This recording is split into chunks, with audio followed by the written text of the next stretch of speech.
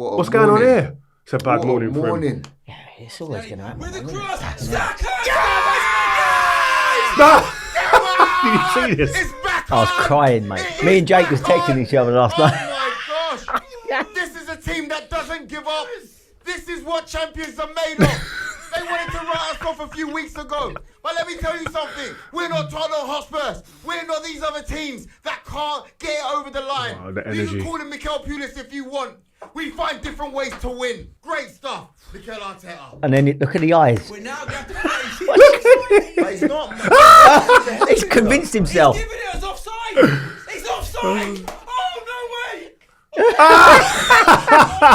Look how big his eyes have gone. It's Fulham on Arsenal one. That was The a goal doesn't Show, stand. man. That was a great speech, though. Brilliant speech. She does well We'll there. run it back again another time, shall We'll we? run it back. Yeah, it's true. Wow. That was it. We've run it back. We've Tickled run it me. back immediately. Honestly, it tickled me. It tickled me. Welcome to this latest episode of the pod. We're here today, guys, with Mr. Chelsea, I'd have to say. Come through the ranks as an academy player, played there as a player, coached there, done the lot. Mr. Jody Morris, and our resident Arsenal fan, had a tough weekend. I'm surprised you're not all in black, by the way, Mr. Joel Bayer. No, I do, because we're still in it. It's just, you know what I mean? You've It's been coming in black the last couple of weeks. Yeah, but we're still in it. It's still December. I counted it the other day like a kid. I was like 1, 2, 3, 4. We got 6 months left of football, you know. So, end of the day, Disappointment. anything can happen. Anything can happen. Look, Chelsea are Flying. doing well. Flying. You know, really well. Flying. Anything can happen. But the biggest stories of the weekend, I've got to say, though, is like, I woke up to Dan Ashworth, Man United's director of football. His departure from Manchester United. He's there 5 months. I don't know how many months gardening leave he had at Newcastle before. He had more gardening leave than the time he was at the football club. Unbelievable, right? So, and then woke up to the news that he's gone, surplus to requirements. First thing I thought, as a fan, when I woke up, I thought, embarrassing. This is not a good look for the club. It's not, and especially in today's world where the fan is educated and, you know, you got people like Steve, they know everything of what's going on in the club, what they like, what they don't like. They have platforms where they can express themselves.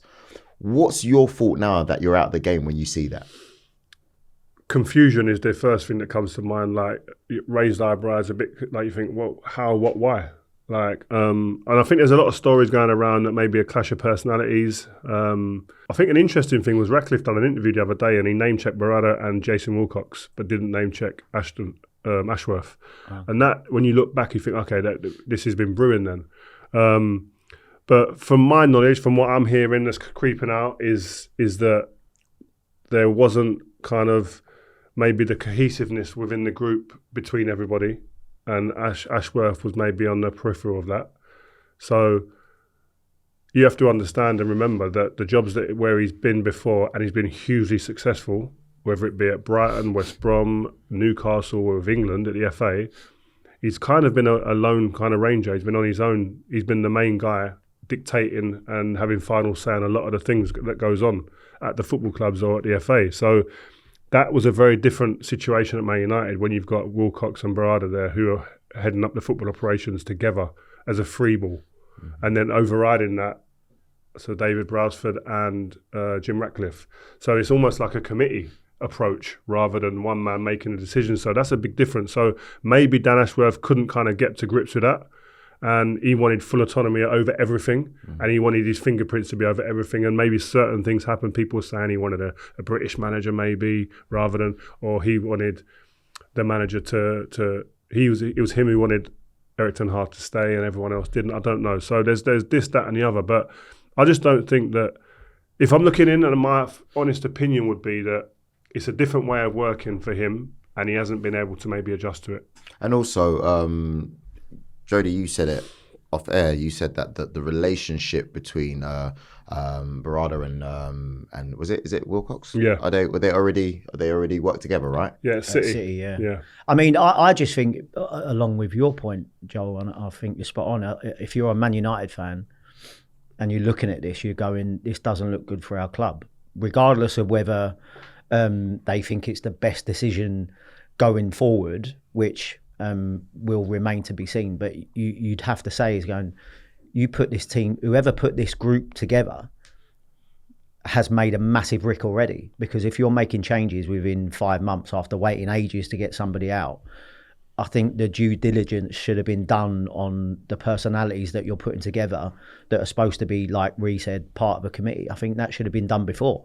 One thing I would say, though, is that to counteract that, which I agree, it doesn't look good, because it doesn't look like it's a kind of a unified approach at the moment. It's a bit fragmented and things aren't going well behind the scenes, it seems.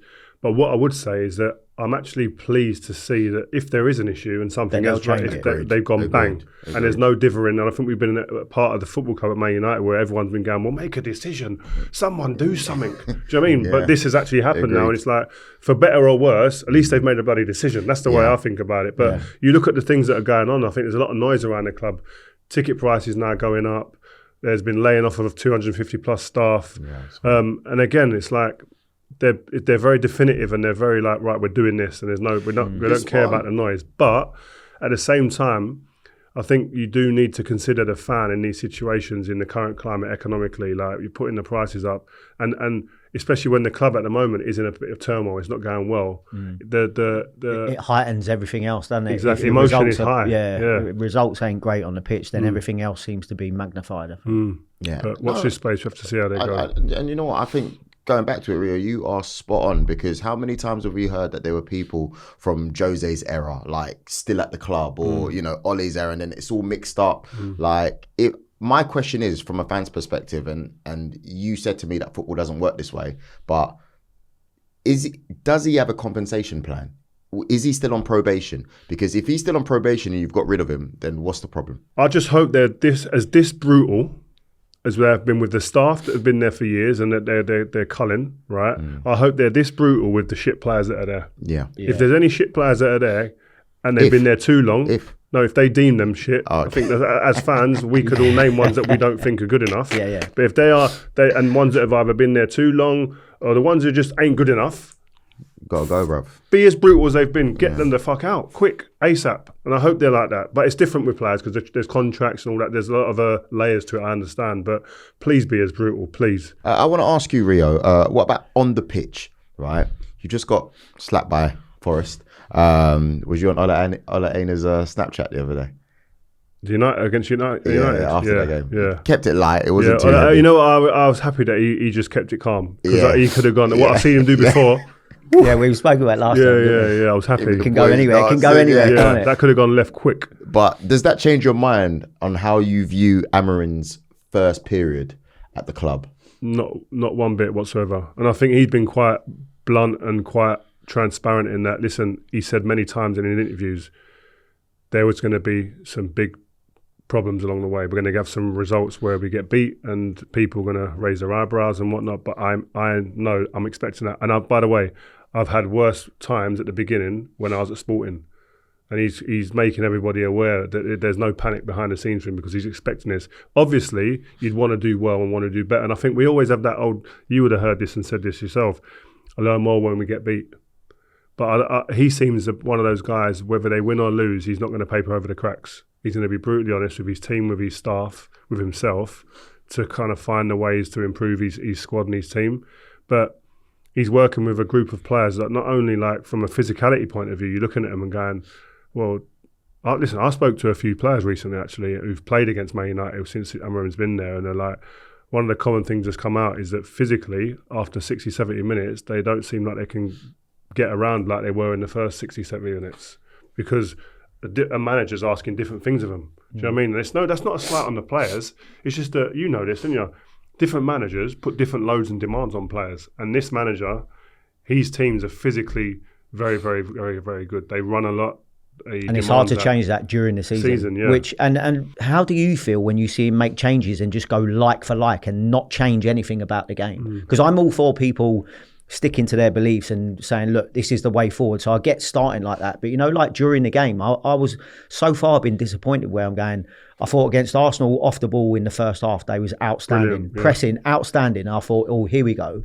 But then, when you're looking for something else from an attacking aspect, every change that he's making is just going like for like and not changing the actual formation where you're going, I think top coaches, and he clearly is, I'd like to see him change something a little bit more than just personnel. How do you feel looking at it? Yeah, I agree with that. And I think he addressed that in one of his press conferences and saying, like, to get everything done immediately is very difficult. I'm working on a particular area, which is being a better structure of a team in maybe the first 2/3. But in the attacking area, we haven't had time to get to that yet, to create them combinations and habits and good habits. I think he's got a way of playing, but I think he needs more time on the training ground to implement what he's doing. And at the moment, in season, if it's pre-season, you get time on the training ground. Season now, they play games, rest, play. Recovery. Rest. Yeah, so it's very difficult. So like he's saying, we're doing a lot of the sessions in the classroom on the videos. So it's very difficult to implement that. And I think in time that will come. But I also think he's probably sitting there thinking, I probably ain't even got the players to do it, what I want. But that's my point, in a way. Like I get that he's trying to get to the quickest way that he can get to where he wants to be is to continuously stay with his system, his formation. But, during a game when you're going, we still are playing for 3 points here. We still need to get back into the game. Just going, this player for that player, and you play in the exact same position, you play in the exact same position. I think sometimes during a game, I'll even not as a Man United fan, I'm looking at it from a coaching perspective going, come on, what are you going to change? Well, Postecoglou's getting that, and he's getting stick for that. For not changing. Yeah, exactly. Yeah. But he has his way of playing and he doesn't do anything different. And like I said, he's in a different position at the moment and people are looking at him going, he might be facing the sack. But I know it's very early and that's what I don't want to be critical, but I just want to go in game. Is there not something that you can do where you go, the players ain't never played in another formation before. They've probably never played this formation since the last couple of years. Would that be like... counterproductive? Yeah, because he's going against his philosophy and principles. But they can stay the same. For short-term gains, but long-term he might lose. I think that's the way he thinks. And he's thinking, if I'm going to then give them bad habits and it's going to diminish my actual philosophy I'm giving them, they're not going to believe me as much, maybe. Yeah, that's fair. That's why I asked how you felt about it, because I'm almost like going, I want a fucking result. Come on. I want 3 points. Yeah, but when you just want to see, I also want to see what he has, like what he, I think he's obviously viewed as one of the top coaches in European football. I'm going, okay, what's he going to show? And he's going sub, and then 2 centre halves, for 2 centre halves play the same, and no one's, nothing's moved on the pitch. I'd like to think that this time next year we'd see maybe an involvement of that, and something different. So how long do you reckon it should take then for a coach to be able to put his imprint in the team? Yeah, when you and Frank went to Chelsea, what did you need to change? And what did you change? And did you see a quick change in these things, or was it a long process? Well, I think how quickly you can change certain things sometimes depends on your previous manager and how they was playing under the previous regime. Yeah, how far different it is. Exactly. So they had Sarri, which loves to play out from the back, loves small, short passes. So that helped us in certain areas where we're going, we'd like to play out from the back. Maybe not as much as he did. But we also wanted, more importantly, one of the things that we wanted to change is we wanted high energy and a high pressing team. So that was the main focus going into, we know that we had a team that can play short passes, loads of short passes, but we wanted high energy and we wanted to play further up the pitch when we never had the ball. So how would just give us a little insight on how you would then implement that? Obviously pre-season you need to find out who can do it from a physical aspect, which becomes quite apparent very quickly. But then you need to train like that. So obviously you design your training sessions around the fact of going, who do we need to push? Is it the forward players because they're not used to working this hard? They're used to just retreating and maybe staying in positions. Is it them or is it everybody? Is it the centre halves that need to get used to going up the pitch and back? So it was a lot of the early stuff, which for all of us in pre-season is usually physical in it the first couple of weeks. But a lot of it was around the pressing. How soon before, or how quickly do the players start doing those kind of actions instinctive?ly? Because I think it depends. We've seen the Amorim team before, and you've got players looking around before they press, and that split second, changes the picture, and that moment's gone. How quick does it become instinctive? I think it depends on your personnel, on how quick that you can transfer ideas. You need to have very receptive players, but also players that can help deliver your message on the pitch as well. So if you've got leaders and I know we're talking about Man United, but obviously when we was going in at Chelsea, you'd look at your people like your Jorginhos, who was very good at from a tactical aspect. If you haven't seen his interview, we done an interview with him last week on the show. Great interview, great guy. Yeah, great so guy. Great personality, very good from a tactical aspect. Speaks well on the pitch, doesn't just throw out nonsense, like, do you know what I mean? And could follow instructions really well. We had Mason Mount that was excellent at that. We would maybe have wanted, you want other leaders in the team to help with the transition on getting you to where you want to get to, and they need to believe it. So looking at Man United now, you're going, is there many leaders? Do you know the ones that are the ones who are used to playing? That's the question. Are there big enough personalities and characters and leaders at Man United to transfer what the manager is delivering onto the pitch in the 90 minutes? That's the question. I mean, before we move on, you said Jorginho. Who else surprised you tactically? He was really good at receiving messages because... Mason Mount, everyone Mason says Mount, he the same said, thing, I yeah. think. Yeah, but I knew that from him. I already that wasn't no surprise. Yeah, it was more along the lines that I think because Georgie was so important from playing in sort of like the role that he played, he was just very good from a voice. Is that role? We've seen players. Who did we have on? Lewandowski said the other day on one of our shows on the Rio Meets that the number 6 pivot role is the most important position on the pitch now, he thinks. Wow. I absolutely would look at that because the way that they're expected to join everything up from a footballing aspect, but I think if you've got someone in there that is tactically very, I mean, you only need to look at how Man City look now without Rodri. Somebody who can play that role. So who does that for Man United then? It's supposed to be Ugarte, isn't it?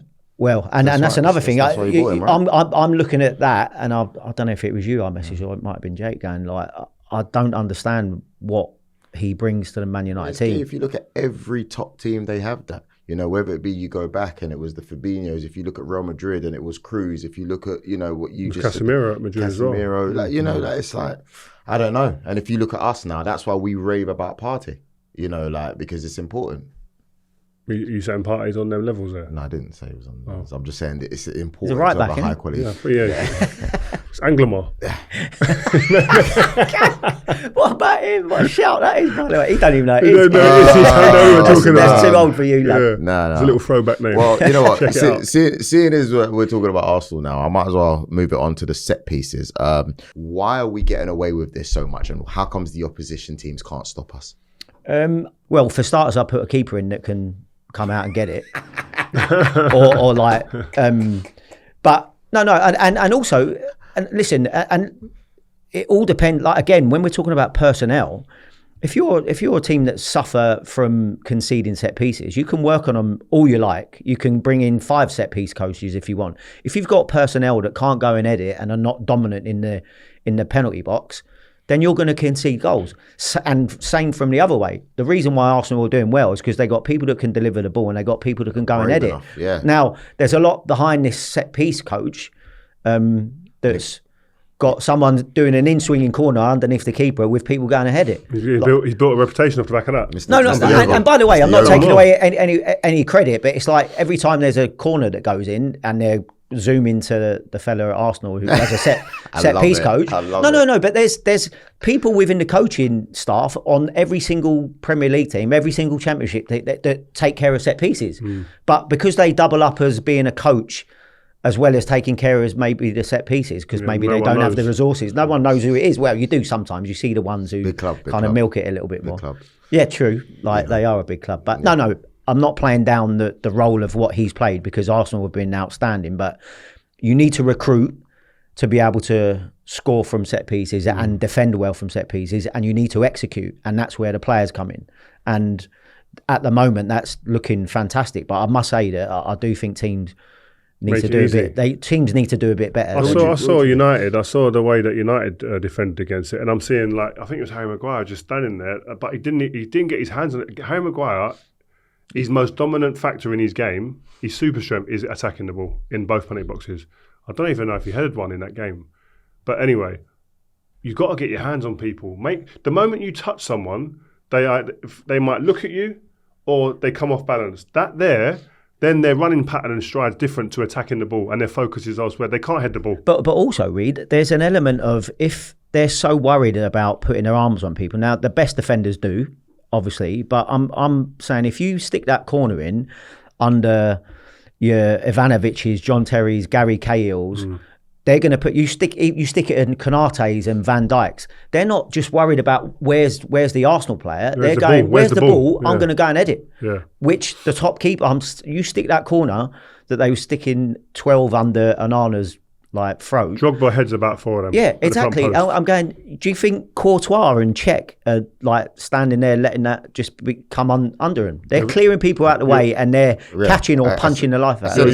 You're very Chelsea focused. Well, obviously, they were very good at it. But I said it to you last week, though, didn't I? And you shut me down. No. And I said, in the 6-yard area, I said, when I saw Onana, I felt like, forget the ones that we scored. I saw a bunch that we didn't score, and I was actually worried about his dominance in the 6-yard area. Yeah, I get what you're saying. And there's an element of that is I could agree with, but I think the ones that I was focusing on was the ones that actually almost scored, but also the goals, yeah?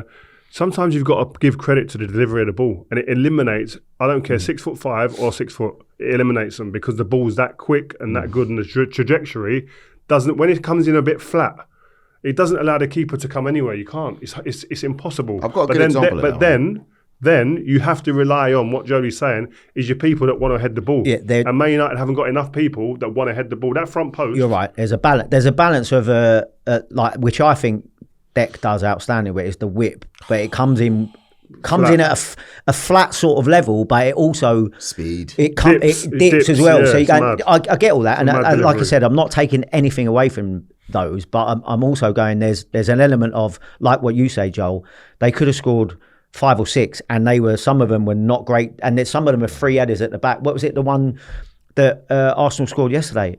That's not anything to do with a great set piece. That Havertz has got a free header at the back post. Anyway, let's move on to some sexy stuff, man. Some cold stuff, mate. I'm lost for words. Beautiful. I mean, I love his post-match interviews because he's just so nonchalant. He doesn't care. You can't. I don't even think he was the best player on the pitch yesterday. No, by the way, he weren't. I don't think he was. The best moments though. But do you know what? I was having a conversation when the game was going on with a pal of mine, and he's massive Chelsea, and he was like, Shock. Cole has to come to where is he? And we was joking, saying, he's got something coming, and then. I know like it took a deflection for Fernandez's goal, right? But the little run out wide right, it was like disgusting. there was just so many players around him. Disgusting. But I think that's a level of the top player as well. As you go, okay, he's probably having one of his quieter games, but when he can turn it on and then produce those moments, he's going from strength to strength for me. I think he's a triple threat and more. What I like about him is what sets him apart.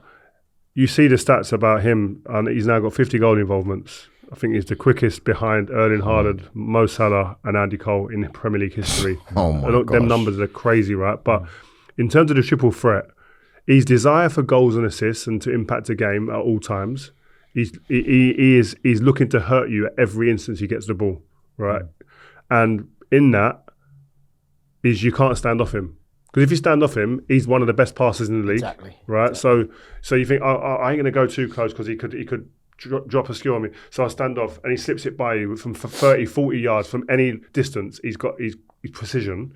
But also, if you do go out, like Udogie did the other day against Spurs, the left back goes out there, quicker, stronger, more aggressive than Cole. He couldn't even lay a glove on him. Madness. Twined him inside out, destroyed him, comes in so then you think, I can't even get tight either. So when I do get tight, he can hurt you in so many different ways. That's the thing about him, though. If you look at him, he doesn't give you the impression that he's that quick, that he's that strong, that he's that fast. What is it?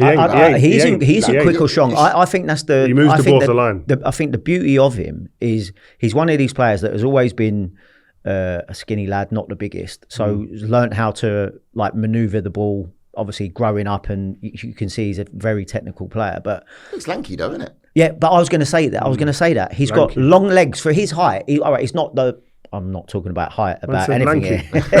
Yeah, Dominic's a lanky. No, but he literally has longer legs, I think, for someone of his usual height. But with the technical ability that he has, he can shift the ball good distances from standing still. And I think when you've got now, and by the way, he's going to get quicker and stronger. He's still got a little bit to go, I think. But what I like about him is that he takes the opposition players' position and how quickly they're coming at him, whether they're standing off him. His first touch sometimes takes him by people, which is fantastic to have, especially in the middle areas. But also when you then, like they tried to do yesterday, face him up, he's got the skills in the bag, and Rio's spot on, is one of the things that I wanted to say is like, if you give him that little bit too much room, because you think, all right, he ain't going to go past me, he can't really cross it. The power in which he gets little side foot passes from the ball being close to his body is phenomenal. And piercing passes. And you just look at him every time that you're going into a game for Chelsea and you're going, he's going to score or assist or do something that plays a massive part in a goal.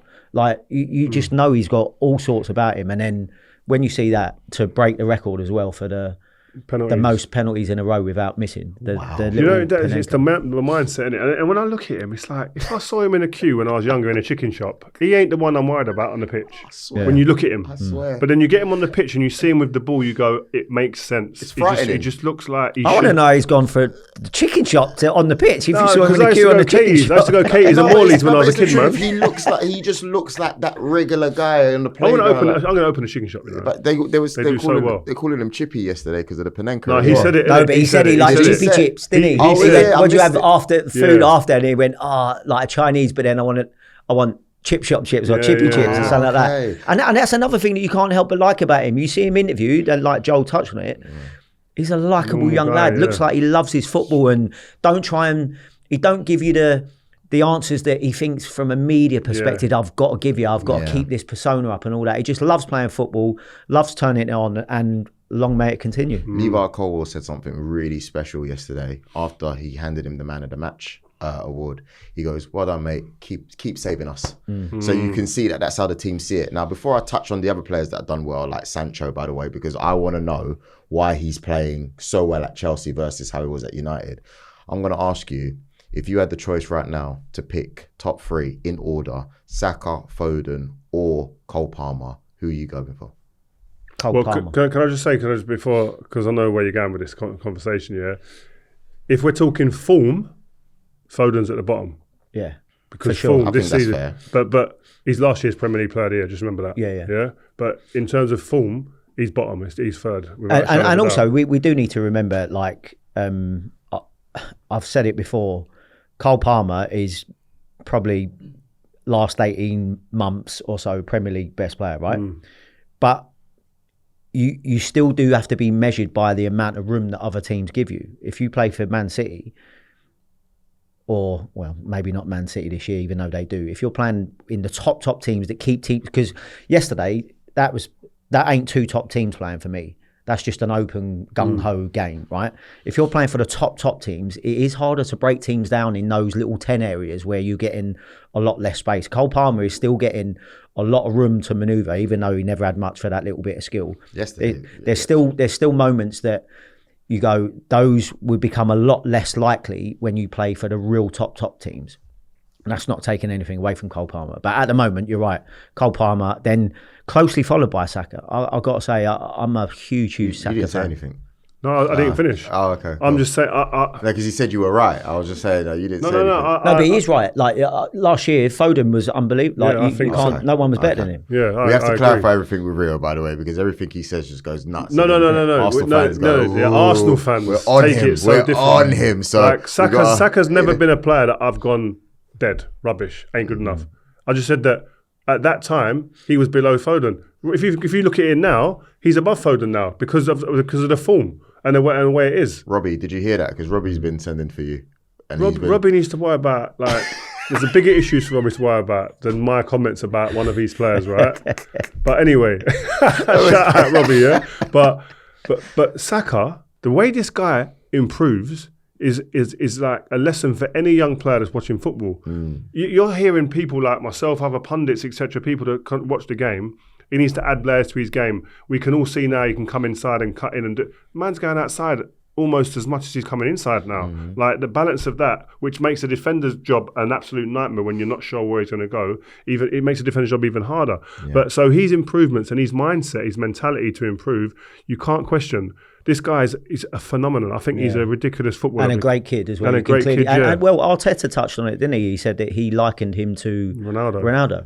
And there's no better compliment if you're talking about improvements and professionalism and wanting to get better every day, which you saw day in, day out. But you're going, that's the reason why he's gone to other levels. And also, you know, sorry, when you know, like, but the thing with me when I watch football, I want to be entertained. I scream and shout when I watch football. You know, I'm like, I can't help it. I'm all over the place. High pitched. And players that get me doing that are the people like Cole Palmer. Yeah. Like when they bring something which is like a maverick element to a football match that is like, I ain't seen that before. Not every man can do that. Like, when you get middle-aged men, Saka's efficient. When you get middle-aged men, grown men Screaming. in the again, we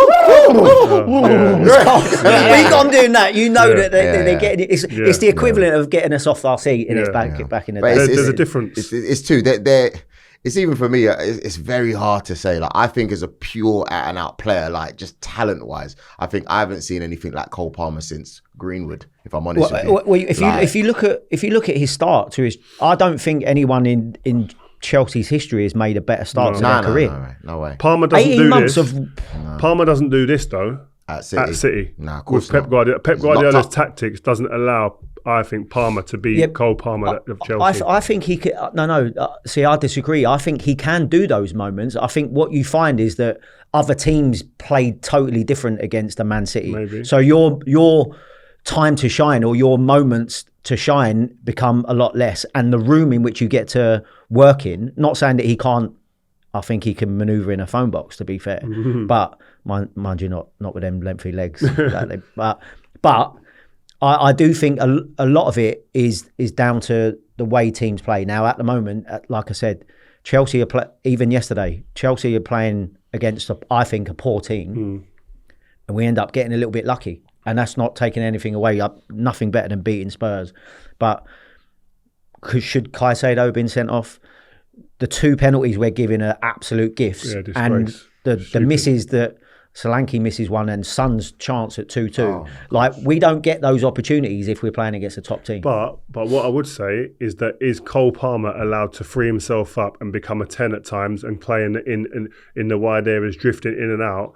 He's more structured with Pep. Yeah, but get there and stay there for the sake of the team. I think he does. I think off the ball is different, but I think in possession, I think I still think you'd see moments, but I don't think you'd see as much with Cole Palmer. I agree with Rio, man. City. Like, I think the way he erodes people's games, like, it's for the benefit of the team. Yeah, I'm saying so. I'm not. But he does. I'm not having that. I'm not having that's him eroding people's games. That's a awful comment, but it does. He does.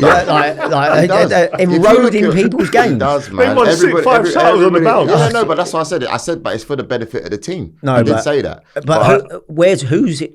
Name me someone. Grealish. Cole Palmer, Grealish. Yeah, but you asked for names. I'm giving you names now.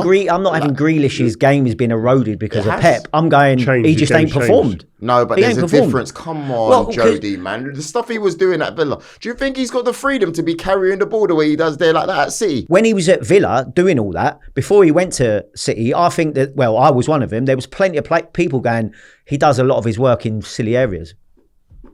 That ain't, for me, that's just like going, if you want to go to the next level, stop doing your work in silly areas. Yeah, like there's I get that. But then when you completely take it, but there's a difference. It doesn't completely take it away. Completely take away. But again, if you were to say to me that Jack Grealish is £100 million player, but it's not the same guy. This is my point.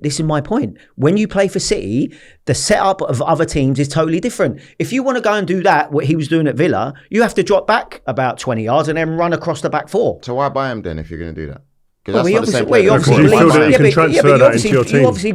can't go like eroding players and then why buy him? Well, listen, at the moment he probably hasn't lived up to the levels in which he's capable of. But I think when they won the league 2 years ago, I thought he had a great season. This is an if buts and maybe. What about Lavia? Would Lavia be able to play the way he's playing now in the City team? He'd absolutely piss it in his City team right now. Yeah, I think so as well. Yeah. I don't know. I just. It's like anything. It's like when players, just because they don't do it at that particular time, they need to go away to improve. De Bruyne needed to leave Chelsea. Salah needed to leave Chelsea. I don't know if he's eroded is the right word. Yeah, it's a horrendous word. But I do think that a player would have to change. I think Cole Palmer would have to change, and then he's second guessing and thinking a bit more, which then takes a little bit away from his eroding. game. You're just saying That's it in a nice word. No, it's not. Eroding's different, man. Because Cole Palmer is a magic player. We know he is. All right, how do you stop Cole Palmer? How do you stop him? I don't know. How would you contain him if you're an opposing team now? Well, you obviously want to limit the amount of space he gets. Which again, when you're if the game's gung ho and open, you ain't never going to do that. You ain't never going to do that. Jadon Sancho. Yeah. At Manchester United, he's obviously fallen out of favour with Erik ten Hag at the time. He's criticised about how he trains. Goes to Chelsea. Fair play, he's had injuries, but when he has played, he's been really good. Yesterday, probably his best performance. What's the difference? Why is he shining at Chelsea, and why could he not replicate the same at Manchester United? I know it's still the beginning, but it still needs to be asked. What do you think, Joe, first? I think he played really well yesterday, but I'm not on the... I don't think I'm going, he's now a totally different player. I think he's done okay in a couple of games for Chelsea. He's done well at Dortmund as well, by the way. Let's not forget. Yeah. Champions League. Yeah. Final. But you said Man United and Chelsea, so that's why I'm just adding it. I think he's doing well, and I think he's improving, and I think he needed to improve. I think there's reasons why he hasn't started a lot, but the manager in the last 2 games has shown that he's got a lot of belief in him, and I think a smiling, happy, confident Jadon Sancho is a problem for anyone. Like I said, I think comparing everything, even though it's a big game for us yesterday, playing against Chelsea, playing against Spurs, I think comparing those sort of performances yesterday in that, I don't think Spurs are a top team at all. Like, especially when we're on the ball. But in fairness, you've got to produce. You got to play against whoever you're playing against, and to have Sancho in your group of 4, in your armoury is very good, especially if he plays to the level that he played like yesterday. Would you say he's a luxury player? So far in his career, I'll say yeah, absolutely. But there were moments in the game yesterday that I liked from him without the ball and from a work rate perspective. I think that's something that you could have questioned about him. You could question his body language and his production, to be fair, all round. But I liked, there was 2 moments yesterday in the game where somebody else gave the ball away in front of him. I can't remember who it was. It might have been Cucurella higher up the pitch. And his reaction to then turn and sprint 40 yards to try and get back in, I'm like, he needs more of those moments, I think, to then make people believe in him a little bit more. Good point that was, because I think at United, when I used to ask all the questions behind the scenes, one of the things that they used to say that he actually does want to work, and he'll get back in, and he's got there's an intensity to his game to run back, etc. At times, that's not really. It's just, I think that the way that Man United played was the thing that harmed him most. When you're playing open transition football as your first go-to, Man United covering big spaces, and to get Man United up the pitch is 60, 70 yards, that's not his game. His game isn't about the athleticism like that. His game is about, like he did yesterday, getting a defender 1v1, and then it's not just about him. He needs runners. He had that at Dortmund when he first spelled there. He had Hakimi, and I forget the other guy's name, Guerrero, I forget his name, bombing on the whole time, and then a forward or a midfielder joining him to create 2-3 against 1 and 2s, like overloads. When he's got runners, he's an unbelievable. He's weight a pass yesterday for the penalty. It's a bad decision from the midfielder, right? But it's just his weight of passing those. How many of them passes, when you've got an inside run, go out of play? Because the weight of that pass is poor. His passing's unreal. So once you get him runners around him, he comes alive, because he's got the individual capability to beat anyone, but also he can play the pass. Not often you get a winger who can beat people, but can also then play the pass at the right time with the right weight. And that's what he has. I actually think he's got the, not all the time, but I remember at Dortmund in his first season, and they played very much. A lot of their goals come from counter-attacks with him, and I remember him on 2 or 3 occasions with Haaland, them two being the two that break. Really but again, I think that's an element where maybe Jadon has to have a look at himself and go, is he in the best condition he can be in? Yeah. I think we've all seen before that there was periods in his career that he hasn't been. He's been out of shape and not been ready to go. Now, as far as I'm concerned, as a Chelsea fan and watching at the moment, we're lucky to have him. As long as he continues on that path of, I think, because he still needs to get better. I think he done okay yesterday, and is an understatement. Man. Yeah, I think he done okay. Did really good. He did really good. If you're talking man of the match, for me, it would have been him or Lavia. I think second half he instigated that. But I think I agree. I thought second half he was the best player. Yeah. But long may it But continue. I think when you're that good, my point is, I'm saying he done okay. Not he done Because you know what okay he can in the do. level of the match. I'm saying for his levels, he has more gears to go. Anyway, listen, guys, I want to say thank you very much. Can Chelsea win the league, do you reckon? Just before we go. No. You know what? Even though we're saying no, Are they in the race? You can't. Yeah. No. I think we've got a really good shout of finishing sort of second. We've been listen, people are being surprised at Chelsea at the moment. I'm not surprised where we are as far as points are concerned, because the last 10 games of last season, we've got more points than the last 10 games right now. So we've proved that we can play. The thing that's helped us is the form of City and Arsenal. And when you've got a new manager that comes in, and we had a pre-season that looked very iffy, you've then got to go, well, Enzo Maresca deserves huge credit because he seems to have adapted the team and the bodies very quickly into what he's wanting. But we are far too open at the minute. Like I said, yesterday wasn't two top teams playing, but at the moment, from an attacking aspect, I think we're the best in the league. The top teams, yeah, I think the stats say that as well. But the against the top teams, is it 1 point out of 6 against the 2 against City and I think. But I think you played unbelievably well in those 2 games. But obviously, you get punished for being a bit open. I didn't think we were great against City. I thought we played Liverpool. Played well against Liverpool, but then we kind of But my point is I hear you, and maybe, but that's kind of what I was touching on earlier. I'm going, we need to see what we're like. And by the way, yesterday was probably going to be, should be, because it's Spurs, our biggest test within the next 8 or 9 games. I think we've got a lovely run where you're going, if we come back here in a couple of months and another 9 games deep, it could be a conversation to have. But I still believe for us to win a league, I think we need to be defensively better, and I'm sure the coaches. That's the reason why the coaches are saying that. Centre and a goalkeeper. Yeah, you know, I'm not really sure about Sanchez, if I'm honest with you. Yeah, well, I think that's obviously the question marks. Is that and by the way, it's not open as a team. It doesn't always just come down to the defenders and the goalkeeper, but there are elements of our game that we're certainly short at the back. So we see that clip of you before. What's your opinion on the Saka offside goal with Martinelli being offside? You know, I'm not critical of the Arsenal players that much, but sometimes I do look at Martinelli's development and I want it to be more than what it is. Yeah, because when you look at Bukayo, say what you said in the group, please. That's what I said. But I get you though. 2 years ago, Martinelli looked like he was ready to go on to another level, and then almost stagnated. It stagnated, and now I look at him and I go, "What's the difference between him and Garnacho?" Like. Talk about the same player. That point there, yeah. See, for a player whose trajectory was seemingly looking like it was going like this. I spoke to Mikel Arteta at Bournemouth about 2 or 3 years ago, and in the tunnel I said, this is when he first burst onto the scene. I said, like, how good could this be? This kid be? Who's he like? Give me a little example. And he said, Rio, he could be anything he wants to be. He said, there's a bit of Luis Suarez about him, he said, in the way that he just runs and I was like, he took me back a little because I hadn't seen enough of him. I'd seen a couple of glimpses. I was like, wow.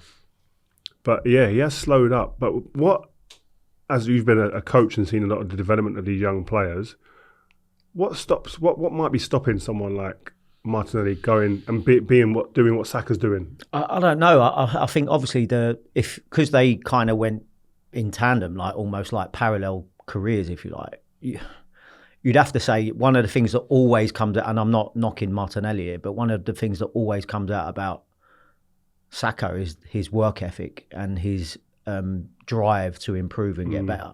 So you always hear about that.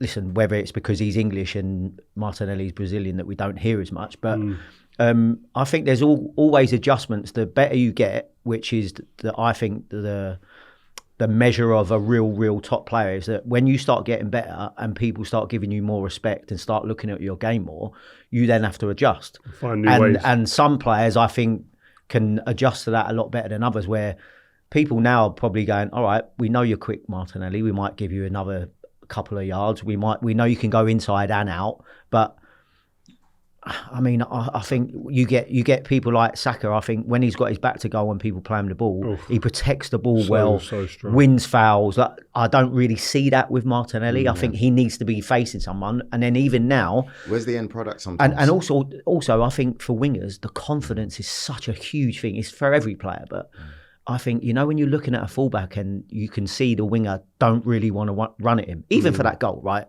And by the way, it's a great cross and chopped in on his right. Yeah. A couple of years ago, he might, because there was so much room to the byline. Go, take it. You see how many times a Saka, I say 2 years ago, maybe wasn't getting to the byline as much because it was on his right foot. Yeah. How many times do you see him do it early in games now, as if to go on, then keep showing me the line, and I'll keep going to the line. And I'll do something about it. Two of the best dangerous crosses in the game come off his right foot. This is what I was asking. Remember how many times I said about Saka to elevate himself, add more strings to your bow. I love him. And he's added the right foot now, crossing on the byline. He becomes such a bigger threat for a defender because he can do different things. Do you think the fact that Trossard has come in and he's also been like our saviour in the last 20 minutes of every game, do you reckon that's had an impact on Martinelli as well? Because it's kind of like, I'll do my best, but then he's not the guy to be relied on like he once was, But then that's one of the things that I think that those that deal with those type of things, where that there's someone waiting in the wings, that there's someone ready to come on. I think some people relish those and go, all right, well, I'll make sure that I'm doing so well that it ain't me that you're looking to take off. I mean, listen, Saka's built up over 2 or 3 years a reputation and a level of performance that means he's rarely the one that Arteta would look to take off. And there's no one there to cover him. Yeah, exactly. And also, they've brought in Raheem Sterling. Let's not forget that he's sitting there. Like, I know he hasn't done much for Arsenal since he's been there, but he's also sitting there. So you go, there is opportunities and options for the manager. And is there? No, because he didn't even come on yesterday. No, but they are there for him. He's just not chosen. And you also have to go, well, then that's a shout or detriment to them. Like, do you know what I mean? It's like they've got to maybe do better. And because Trossard, you're right, has done it when he's come off the bench. Or I don't really like to see him start, by the way. Trossard. Yeah, no, I'm not as confident. But I think the majority of our fan base would rather see Martinelli start, take him off, bring on Trossard for the last 20, and we get better results. Yeah. Because I think when Trossard starts, you don't get the best from him. Well, and no Sterling then. I'm talking about from what we have. I can't talk about Raheem Sterling because I haven't hardly seen him play. I just want to finish this off to my Spurs fans, my Spurs mates. You kept saying that Spurs aren't a top team. Well, you know what? This was actually Tottenham's 11th time losing in the Premier League after having been 2 goals ahead. So that's at least 4 more such defeats than any other team in the competition's history. Spursy, innit? That's Spursy. It's horrible. Yeah, what's his name? What's his name again? Expressions. Oh, he's going mad. Where is he? Yeah. Him and Troops. Yeah. I saw that clip and all. Wow. Boy, it's crazy. Troops is almost punching his own walls, man. Yeah, he's not having Mikel, is he? He's never had Mikel. No. He's had a little period where Mikel kind of shut him up for a bit. Yeah. Now he's loud shouting Mikel out. Yeah, but again, that's yesterday. Yesterday ain't Mikel. Exactly. Like, you could question him on a couple of things, I think, so far this season, maybe. But a lot of the things that have gone against Arsenal have been player driven this year. I agree. Loads of points. Anyway, guys, I want to say thank you very much for tuning in and watching us. Myself, Joel Bayer, Rio Ferdinand, and of course the mighty Mr. Jody Morris has been with us today. Yes, of course. And please make sure you check out all the interviews that we got on the channel. It's absolutely popping. Lewandowski, Jorginho. Go back and watch Cristiano. Go back and watch David Beckham. Wait. Qatar. Wait, I went Qatar the other day. That we done a vlog. You got to watch it. It's unreal. Madness. 50 Cent, Nas, Busta Rhymes, everyone. But Materazzi, but we've got an interview coming up with Mr. Yaya Toure. Just before we go, where does he sit in the best midfielders in the Premier League for you? Probably in the bracket underneath the conversation of the best. Oh, wow. I think he's had one of the best seasons ever that a midfielder's had. 2. I think the difference is just longevity. The only reason why you do put like let's just say you decide to put Roy Keane above him or Scholes or whatever, because those guys were doing it for like unprecedented years. But and also one of the reasons why for me he don't get in, like I said, he's never in the conversation for me, because there was periods when he played for Man City where I'd look and go, he can't get about the pitch anymore. Like, do you know what I mean? I don't know why you're making a face. It's like he had a couple of seasons where I'm going, oh, he's unplayable. He's right up there if you're going about those 2 seasons. But 2 seasons don't get you anywhere. Otherwise, but then he did have a couple seasons where you knew when Pep came in, you knew it was going to be a bit funny. There was the birthday cake situation. I don't know, man. I'm just talking about what I see on the pitch, and he didn't perform to the levels of like he did in those 2 years. Well, one I remember being phenomenal. Yeah. Well, he discusses this on the interview, so make sure you tune in, guys. Great player. Yeah. Cheers. Thank you guys for listening to this episode of Rio Presents. Hope you've enjoyed the show. We'll be here every Monday throughout the season, so tell your mates and all get involved, man. If you've got a point you think we should be discussing or want to put us on the spot with a question you want answering, get in touch using the fans first at rioferdinandpresents.com email address, or use hashtag RFP on social. Make sure you leave us a review and follow this Rio Ferdinand Presents feed, and you'll never miss an episode. See ya on the next one.